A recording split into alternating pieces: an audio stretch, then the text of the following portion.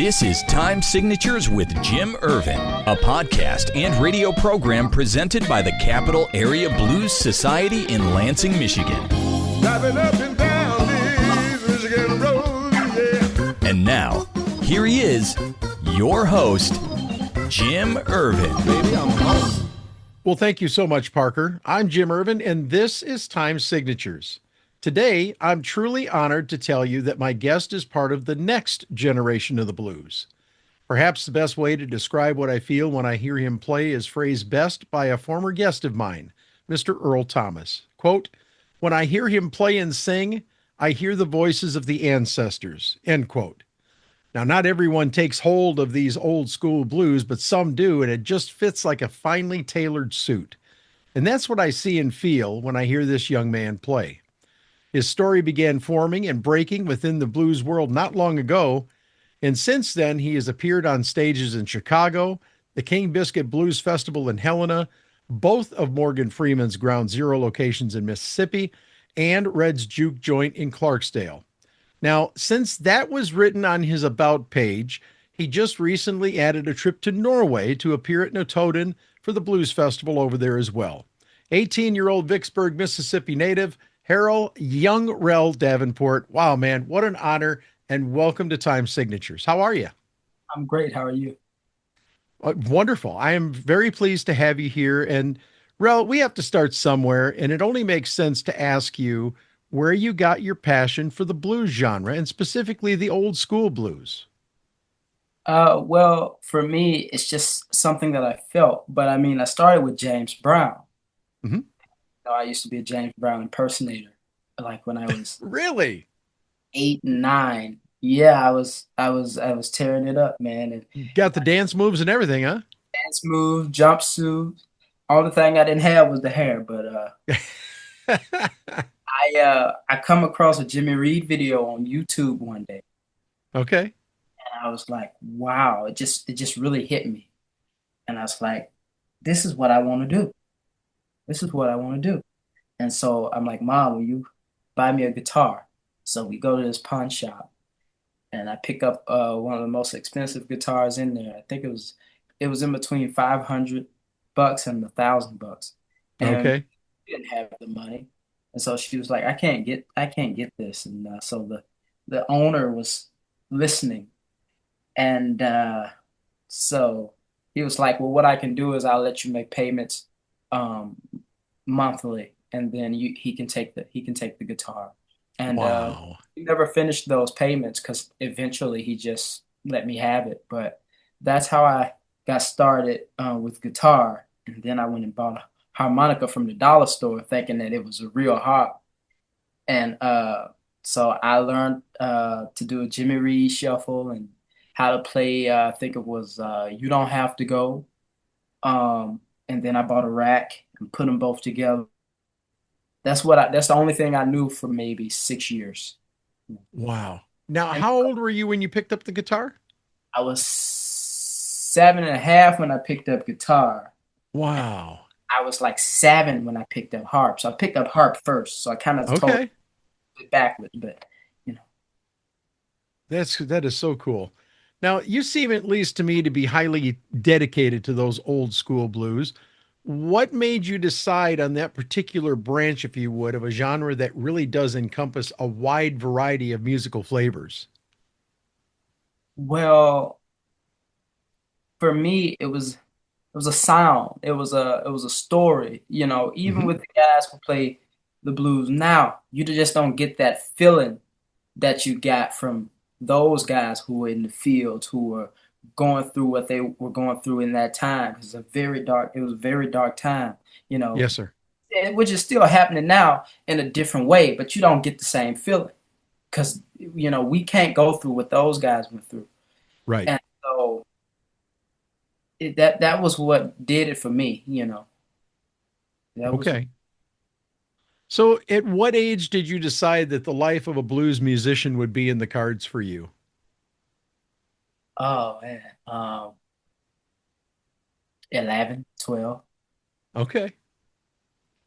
And is what I'm reading correct? You practice 8 hours a day? I did. Yeah, that's what I started doing. Now I'm down to like six because I get so busy or I get real tired from traveling, and stuff. Sure. I can't do it as much as I want to, but yeah, eight was what was going on until about a year ago. Wow. That's incredible. Now, I have to talk to you about that first gig in Chicago. 165,000 views, 4,000 shares. You'd think that people were kind of excited about your music, wouldn't you? Yeah, I And mean, how did that feel to I mean to to rise to that level? Okay, because I've had videos that have gotten as much as 15,000 views. That's nothing. 165,000 is incredible. well, before that gig, I'll say this. I had a video that said 99,000 likes, not views, Wow. likes. And so that was before then. So when I did that gig in Chicago at the Logan Center, I wasn't expecting that. I wasn't expecting anybody to be recording, on like a Facebook Live, Mm-hmm. And so it wasn't on my mind, But then when I saw it, I was like, wow. And when the phone started ringing, I was like, wow, this might have just changed my life. Mm. You know, that's cool that you recognize that because a lot of people would just be going, "Oh man, I got 100 some thousand, whatever," and it wouldn't land with them and you know, uh, resonate and make them realize that something was happening. But clearly, you have a forward way of thinking about this. So I think it's cool because I learned about you through a gentleman down in Queensland, Australia, um, that's actually playing some of your music down there.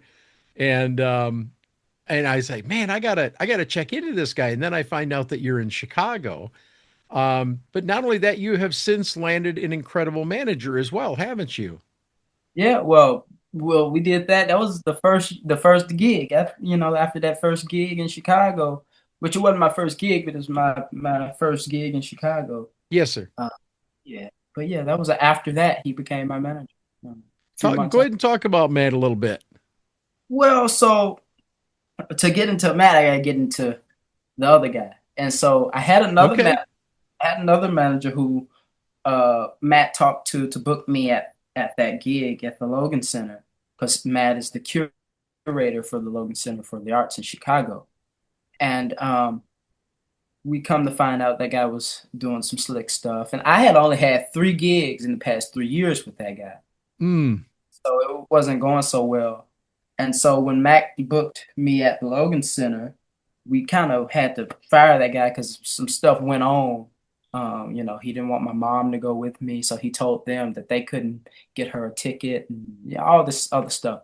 And so Matt and the lady who worked with him there kind of saved us from that. And so once that video went viral, the phone started ringing. We were handling some gigs on our own, but then it wow. was it was like it was kind of hard. And so I called Billy Branch, and Mm-hmm. I was like, well, I need some help, And then he's like, well, talk to Matthew because Billy's real busy. He's like, Matthew could help you, and if you needed us for anything, we'll help you too. But Matthew can, and so we talked to Matthew,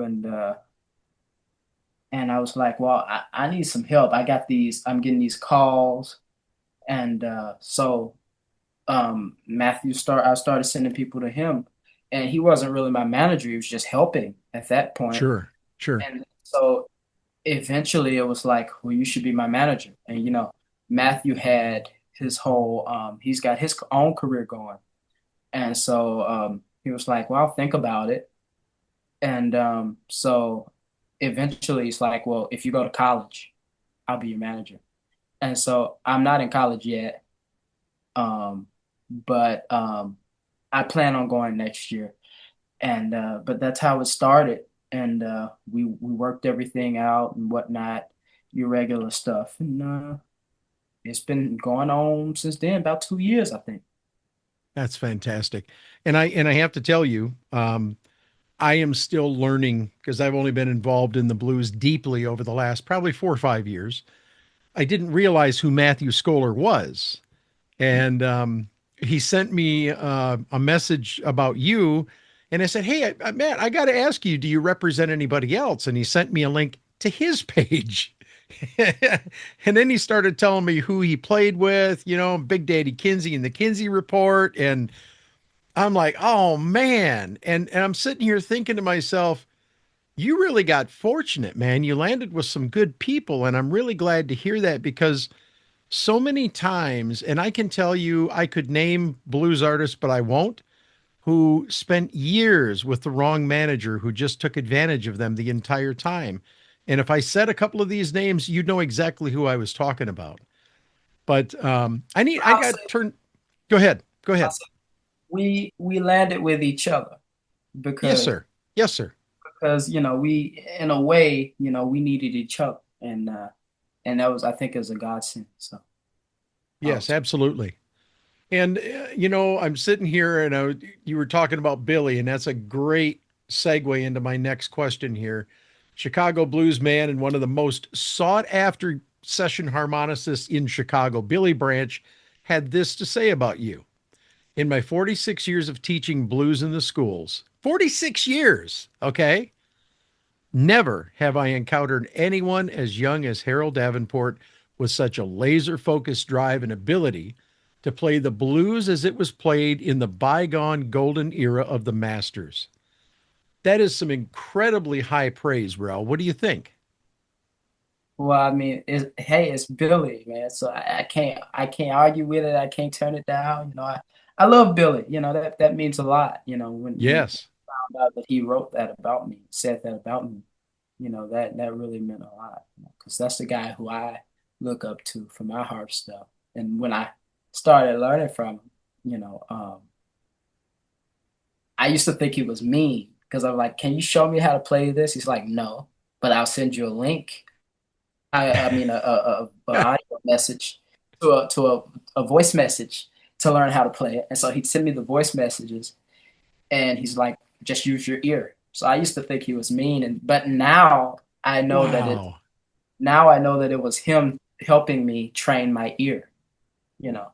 And we talk And about and if you've never heard him talk about the old days, they didn't help each other back then. It was like they were cutting on each other, trying to right, whoop each other's butt and get them off the stage type of thing.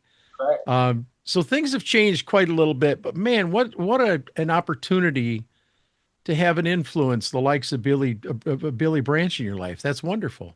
And I'd like you to talk about some of your other biggest influences, Rel. David Lewis Myers, T-Bone Walker, Albert Collins, great musicians all, but the depth of your knowledge and your influence goes much further back, doesn't it? Yeah, well, see, I'm more in the blues guy. I love reggae as well. And Right. jazz. So I Right. take and African music. So I take a lot of influences from those cultures, you know. But like Charlie Christian, or like the Lonnie Johnsons who started bending, on the guitar, Eddie Lang, those guys, as well as like your Sly and Robbies and your Peter Toshes and your Donald Kinseys. Um, those guys were pivotal and, very important to me to listen to as a guitarist. Whereas like with harmonica, you've got like Peter Hampton, was a guy from England, who was a harmonica player. You had your Sonny Boy Williamson #1. You had your Rice Miller, aka Sonny Boy #2. Mm-hmm. Uh, you had your Jaybird Colemans and your, Sonny Terry. Even Brownie McGee as a guitar player and a singer, because he's a very underrated guitar player and singer. Those are the guys who I listened to and started forming my ears and shaping my sound off of, and I'm still working to shape my sound off of. Like I was hanging out with Portnoy, Jerry Portnoy, during Spa, who played for Muddy Waters. And we were sitting down jamming, and he's like, your harp playing is great, but your guitar playing, you play what they call straight guitar, and don't nobody do that anymore. And it was Sometimes people are like, "Oh, I like your harp playing, but I like your guitar playing more," which is most of the time is an insult. I take that as an insult. But for Jerry to say your harp playing is great, but your guitar playing is even better because doesn't nobody do it anymore. It meant so much to me because it means I'm doing something right when it comes to keeping, that Yes. style alive. But that's not all that I do. But it's the main thing that I love to showcase because it's something that no, like he said, nobody does rarely, barely. Well, and I have to tell you, I've been watching your videos. I see your videos regularly now because I've, follow you on Facebook, of course. And you see one or two videos of a guy playing the guitar and he's playing it a particular way. You're thinking, oh, it's kind of cool. You don't let up on this. This is your style. Like you said, you're still forming your own sound, your own voice. And I think it's refreshing because I like a little rock with my blues. I like a little blues with my rock. I like a little country. I like some of the swamp blues. I like a little bit of everything. Okay, um, but I really dig some of the old stuff, and it's nice to hear a young man like yourself that has embraced that sound and is forming his own sound around that. And I think it's very unique. And it's definitely something that I think is going to set you apart from people like Christone Kingfish, Matthias Latine, who, by the way, I saw a picture of you and him and the band and John Primer on your Facebook cover photo. Matthias is a great young musician. Um, but I honestly think the blues is in damn fine shape because you kind of bring a balance to that by bringing some of that old school stuff. What do you think? Well, I mean, I just do it because I love it. I don't try to upstage nobody or No, try I to understood. Yeah, but and I'm not a flashy guitar player, or a harmonica player. I just do it because it's what I feel. So anything you see, if you sure. see me out there playing rock, you see me playing it because I feel it. Okay. I might say, "Oh, let's play a jazz tune." It's all based off of how I'm feeling. And sometimes the guys might get mad at me sometime when we're playing because I'm like, "Okay, we're not gonna do this one." And I'll call something out that's like totally not on the list, and that's like a pretty, technical song or something that we haven't went over together, and it's like, but we haven't went over. I'm like, you'll catch it, It's so for me, it's all about feel, even when it Right. comes to that. But yeah, I feel like invention is the tradition, and so when you invent something and when you take something and build around something that's already there, you kind of strengthen the foundation. And so for me to pull in the old stuff, like the Charlie Pattons and the different guys from the Delta as well as your Chicago cats, like your Eddie Hmm. Taylor, Earl Hookers, to put that together. And then to even go a little later to your, Luther Tuckers and those guys. For me, that's what I like. So I mix it all together and kind of put a my twist on it, a fresh, twist on it. Shout out to Right. Kingfish, Matthias, There man. you go. Just All played on right. newest album. I played on one You song. you played on his newest album? Yeah, I played on one song. Nice. Very cool. And that's the other thing I like about this new generation is they're carrying on that tradition of working together to do collaborative works. Ben Levin's another one that does a lot of that, very much in the same style as Bob Cortor, if you will. Um, but I want to flip the page here because when you and I last spoke, you were about to head across the pond to Norway for the Notoden Blues Festival, weren't you? Yeah, And how did that go and how were you received? I've been dying to find out. very well received. Great gigs. I think I played about six different little gigs over there, and Nice. it was great. People were great. The festival was amazing. It's probably my fourth time in Europe, and I have to say this and the gig in Holland. and in Belgium earlier this year. Those were my favorite three gigs while over there. And of course, the Lucerne Blues Fest. But with these three, it was like there was just a feeling you got from the people, and you felt like you were really at home. It was like one big family, and it was a great gig. Now, I've heard from several other blues musicians, and I want to get your take on this. Do you find that the Europeans generally have maybe a greater appreciation for the blues than we see in the United States to some degree? To some degree, yes. Hmm. You know, um, but I'll put it like this: a prophet is not, welcomed in his own land until somebody else welcomes him somewhere else. There you Um, go. and Ask that's Hendrix.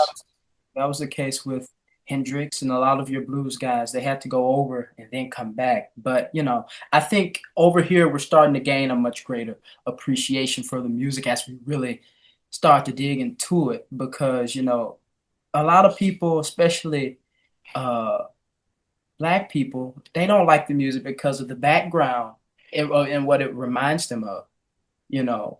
And sometimes the music changed so much to where it's like disco came in and then hip hop came in. So Yep. everybody jumped on the bandwagon to something else. So now they're kind of looking back, just like everybody's wearing what was being worn back in the 70s, and they're acting like it's new, but really it's just something that they brought back and renamed, you know. Yep.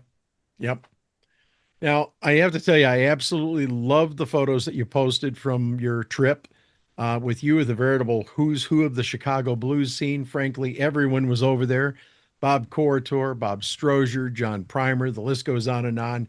What was that week like for you as an emerging 18-year-old blues musician, Rel? I mean, just in a nutshell, if you're able to encapsulate it. It was that's hard, but it was it was a great time. And the highlight of my week was spending time with Kev Mo. You know, he's we I was supposed to have the dressing room he had, but there was bad weather, and so they gave him my dressing room, and he came upstairs, or actually he was walking down the stairs, and I was talking to Matthew, and I was like, "Oh, Kev Mo's here. I wish I could meet him." And I don't know if he heard me or not, but he turned around, came back up the stairs, and he's like, "I'm Kev Mo. Nice to meet you." And Wow. kind of talked for about an hour or two, and he handed me his guitar, and we were trading off the guitar, and he heard my story and he told me some of his, and it was just such a beautiful moment. And then hanging out with John and Bob Strode, Bob Cortor, I see those guys a lot, but hanging out with them over there while they're on the road, it's a totally different it's a totally different atmosphere, it's a totally different thing.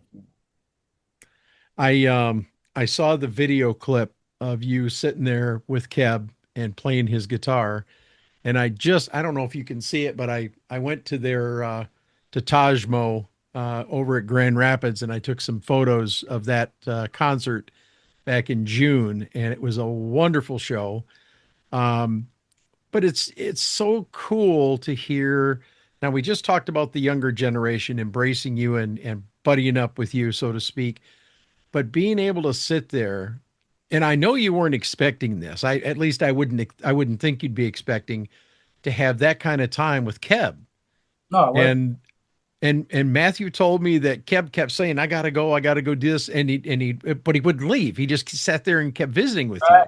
you. He said I gotta go warm up my fingers, because as a guitar player you have to sit there and warm up before you Yeah. the time. If not, especially as you get older, if not, you're gonna be stiff and blah blah blah. So he kept saying he had to go, but he kept staying. It's like at one point and what came to my mind was, because I try to be considerate of people, I was like, Well, uh, sure. don't you have to go in? But then I was like, well, he's still here, so hey, let's spend some more time. So, but So eventually, I'm sorry. I have to ask you, Rel, what was going through your mind when he handed that guitar over to you? I don't know. I was in shock. I'd put it like that. I was in shock. Um, I don't know. Does it kind of makes you realize the level that you are and understand something. I have already learned from you by talking to you today, by hearing what Matthew has said about you. You're a very humble young man. And but it still has to rise up in your mind and say, man, I got to be doing something right if Kev Mo's handing me his guitar, right? Well, I mean, of course. I mean, that's always there, Yeah. Because I mean, if you don't have the confidence in yourself, whether you're humble or not, to say, okay, I'm doing something right. This person's, then are you really, you got one thing. That's my thing. You got to have confidence in yourself, no matter what. Yes, sir. And Yeah. so that's always my thing. Oh, I must be doing something right. This man is, or John Primer called me up on stage. He told me I'm doing it right. So that, Woo. There you go, man. All right. So you're back home, back to reality. You're posting your videos as you have been. Rumor has it that you're also working on your debut album. Is that correct? that's correct. Any timeline for the release? No, not yet, sadly. We're Okay. just basically working on a lot of the pre-production stuff now, Hmm. and we're getting things situated, but pretty soon we'll have a time frame, and but we already know what's gonna be on there, and we know what's gonna, so yeah, some great stuff. I have to tell you, I'm excited to hear it. When you get the album ready and you're able to share a digital copy so I can listen to it and review it, I would love to have you back on to talk about it. And what we'll do is we'll plan the release of that episode. We'll do a promotional episode and release it the week that the album comes out. How does that sound? Sounds great to me. Cool. How about gigs and touring? Anything happening in the coming weeks and months, Rel? Yeah, so September 26th, I'm playing Rosa's Lounge in Chicago again. Um, then October 3rd, I'm playing the Kansas City Jazz and Blues Festival, or Kansas Nice. City Jazz Festival, which they're bringing back because I think they had discontinued it for a while, but now they're bringing. Okay. And so then after that, I'm playing the National Blues Museum on the 4th of October in St. Louis. Wow. And then we're going back down Chicago, and I'm going back home.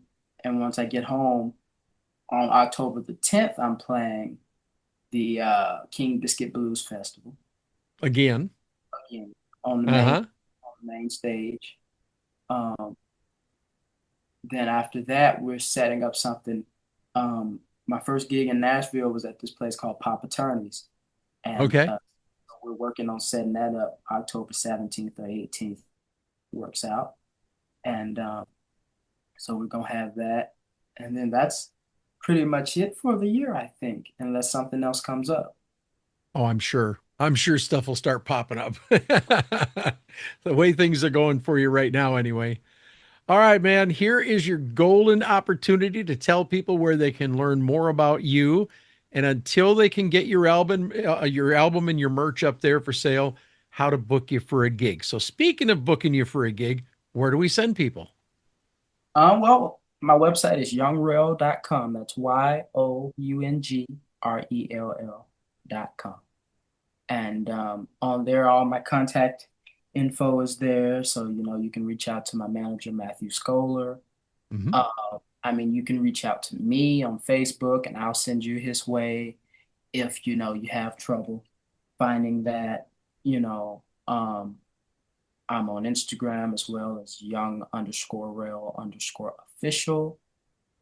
Um, and yeah, all my gigs are on the website as well, and all the press and whatnot. So Beautiful. Well, Young Rel, once again, it has been a genuine pleasure to talk to you today.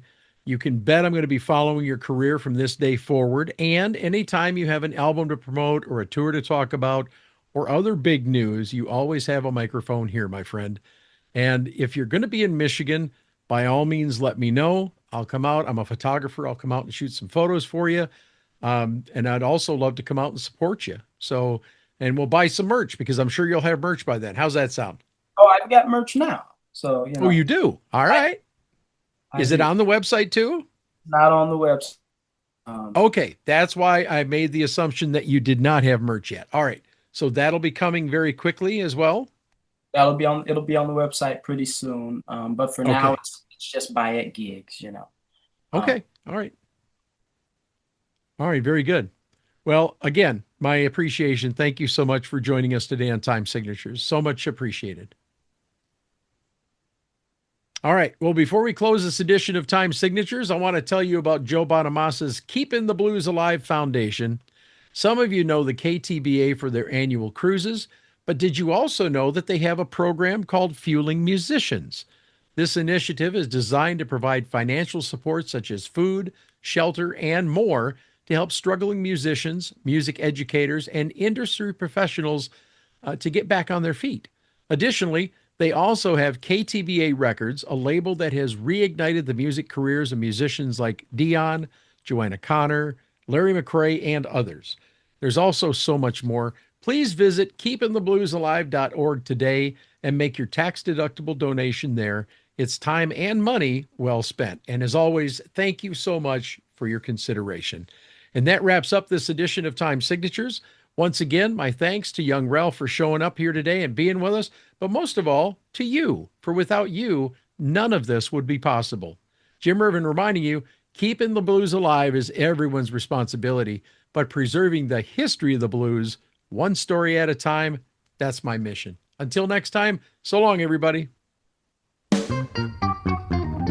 This has been Time Signatures with Jim Ervin, presented by the Capital Area Blues Society in Lansing, Michigan. For more information on cabs, visit capitalareablues.org. You can find this episode and past episodes at lccconnect.org. The Time Signatures theme song, Michigan Roads, is used by permission and was written by Root Doctor, featuring Freddie Cunningham. You know I'm trying, baby, driving up and down these Michigan roads, yeah. Until next time, keep on keeping the blues alive.